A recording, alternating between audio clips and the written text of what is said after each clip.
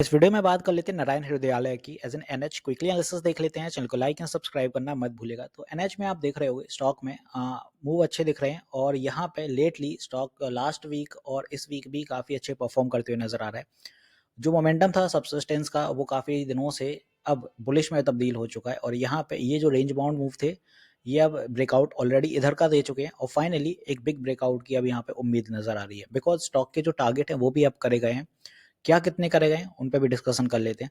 तो यहाँ पे अगर आप देखोगे ये अपना बिजनेस टुडे का एज इन आर्टिकल है और यहाँ पे इनके अकॉर्डिंग आप देखें जो बाय कॉल है वो टारगेट प्राइस के साथ है 1600 with stop loss of 1310 as well as of अगर देखें तो स्टॉप लॉस 1310 काफ़ी नीचे है बिकॉज एनएच का जो करंट प्राइस चल रहा है वो 1465 चल रहा है उस अकॉर्डिंग एसएल काफ़ी नीचे है बट एज ऑफ जो टारगेट है वो यहाँ पे 1600 का निकल के आ रहा है। Despite the adverse situation in the market NH has been trading near life high and that shows relative strength in the stock. And today the stock has broken out from the consolidation. Daily RSI too saw a breakout along with the price action. Thus, we advise trader to buy the stock in the range of rupees 1400 to 1440 with a stop loss of 1310 for an upside target of 1600. तो ये 1600 as of जल्दी नहीं आने वाला है, थोड़ा time तो लगेगा बिकॉज यहाँ पे अभी स्टॉक है नियर ब्रेकआउट और रेजिस्टेंस भी फेस करके आया। अब रेजिस्टेंस फेस कैसे हुई बिकॉज इस जोन से अगर आप ट्रैक करते हैं 1 2 और ये 3 इस जोन पे पहले भी मल्टीपल टाइम रिजेक्शंस आए तो सेम एज इट इज इसी जोन की रेजिस्टेंस तो बनती हुई नजर आ रही है 1500 के साइकोलॉजिकल लेवल पे। तो इट इज़ वेरी नेसेसरी कि 1500 के ऊपर स्टॉक सस्टेन करते हुए नजर आए।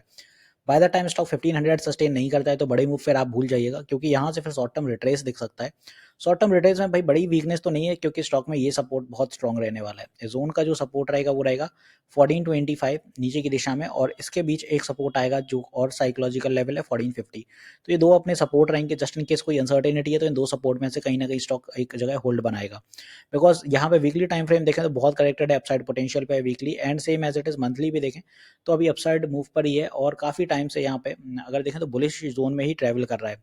डेली टाइम फ्रेम पे हालांकि अगर आप देखें तो यहाँ पे अगर आरएसआई जोन से आप निकालते हैं तो आरएसआई के अकॉर्डिंग आपको एक आइडिया लग रहा होगा कि बार बार इसी आरएसआई पे सपोर्ट लेके स्टॉक बाउंस हो जाता है।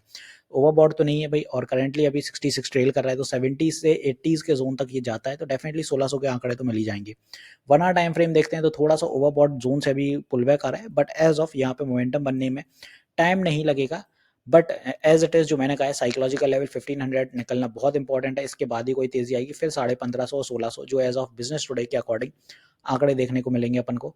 तो यहाँ पे है 1600 का लेवल तो ये सारे अपने रहने वाले ऊपर के लिए रेजिस्टेंस और नीचे के लिए ये सारे सपोर्ट। तो यहाँ पे एक आइडिया तो लगी गया होगा कि नारायण हृदयालय कैसा चलने वाला है और क्या मूव अपने को देखने को मिलेंगे कैसी क्या तेजी रहेगी।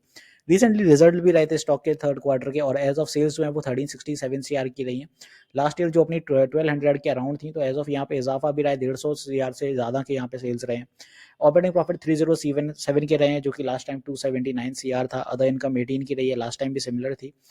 और इंटरेस्ट देखें तो 37 CR लास्ट टाइम 25 तो यहाँ थोड़ा सा बीट डाउन रहा है स्टॉक इंटरेस्ट और डेप्रिसिएशन में जिसकी वजह से जो पूरा इफेक्ट आता है पीबीटी पे निकल के आता है। पीबीटी रहता है 219 का जो कि लास्ट टाइम 209 CR था and net profit 193 as of जो लास्ट ईयर 188 था। तो बहुत अच्छे रिजल्ट नहीं है बट हाँ थोड़ी बहुत प्रॉफिटेबिलिटी यहाँ पे बढ़ती हुई नजर आई है। ईपीएस बढ़ के 9.44 हुआ है जो कि लास्ट ईयर 9.20 था तो थोड़ी सी यहाँ पे इजाफे देखने को मिल रहे हैं। एफ आई में स्टेक हालांकि यहाँ पे बहुत ज़्यादा नहीं बढ़ेंगे बिकॉज जो रिसेंट क्वार्टर है वहाँ से एफ आई में स्टेक कम हुए 9.45 हो गया है जो कि रिसेंटली 9.69 था एंड डीआई के जो स्टेक हैं वो यहाँ पे बढ़ाए गए हैं वो 8.68 हो गए जो कि रिसेंटली 7.9 थे और गवर्नमेंट के स्टेक एज इट इज बीच में कुछ बढ़ाए गए थे 0.01 थे बट एज ऑफ अभी 0 हो चुके हैं। प्रमोटर्स की बात करें तो बहुत इंटैक्ट हैं और फ्रॉम 2022 यहाँ पे अगर आप देखें तो ऊपर की पूरी रो में प्रमोटर्स इंटैक्ट दिख रहे हैं। तो प्रमोटर्स बहुत स्ट्रांगली होल्ड करें हैं स्टॉक को और एज ऑफ यहाँ पे पूरे इनका फैमिलीज का ही नाम आता है बिकॉज सेट्टी फैमिली की पूरी यहाँ पे ये एज ऑफ फ्रेंचाइजी है इनकी एनएच की तो उन्हीं के पूरे यहाँ पे प्रमोटर्स में नाम आते हैं। तो आई होप यहाँ पे एनएच मैंने बहुत अच्छे से क्लियर कर दिया क्या मूव बन सकते हैं कैसा क्या रह सकता है। ईएमएस के ऊपर चल ही रहा है तो बुलिश सेंटीमेंट पर है। अगर कोई पुलबैक्स भी रहते हैं बाय एनी मींस तो ईएमएस के नीचे अभी नहीं आने वाला है बिकॉज स्टॉक बहुत स्ट्रॉन्ग मूव पर है।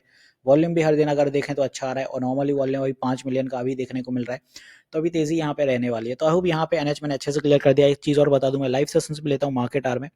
लाइव सेशन जो रहते हैं सुबह 9:30 रहते हैं और शाम 8 बजे तो आप अपनी क्वेरीज वहाँ पे क्लियर कर सकते हैं। कोई भी क्वेरी होगी आपकी रिलेटेड टू स्टॉक मार्केट आप पूछ सकते हैं। यूट्यूब पर स्ट्रीम होते हैं फ्री ऑफ कॉस्ट होते हैं। तो मिलते हैं नेक्स्ट वीडियो में। This is me Shubham Yadav signing off.